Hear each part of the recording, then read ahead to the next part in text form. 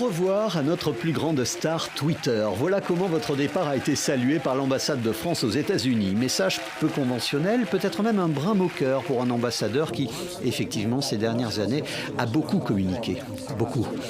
Mention spéciale pour justement un tweet. Le jour de la victoire de Donald Trump, vous dégainez. Après le Brexit et cette élection, tout est désormais possible. Un monde s'effondre devant nos yeux. Un vertige. Fox News et Paris s'étranglent, le tweet est effacé 2 minutes plus tard. Vous assurez à qui veut l'entendre que ce tweet n'était pas un message anti-Trump, mais le constat d'une nouvelle ère, celle du populisme.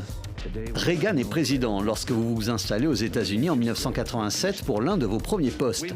Une époque où le locataire de la Maison-Blanche est encore le gendarme du monde.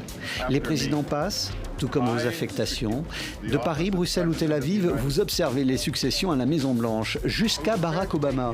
Quelques mois après son élection, vous entrez en fonction aux Nations Unies. Et là, vous êtes très bien placé pour constater que la Maison-Blanche, désormais, ne veut plus endosser ce rôle de gendarme. Vous arrivez tout de même, contre vents et marées, à faire passer des résolutions autorisant notamment le recours à la force en Libye. En 2014, vous acceptez le poste d'ambassadeur de France à Washington. Puis donc, ce fut Trump, dont vous n'excluez pas du tout la possibilité d'un deuxième mandat.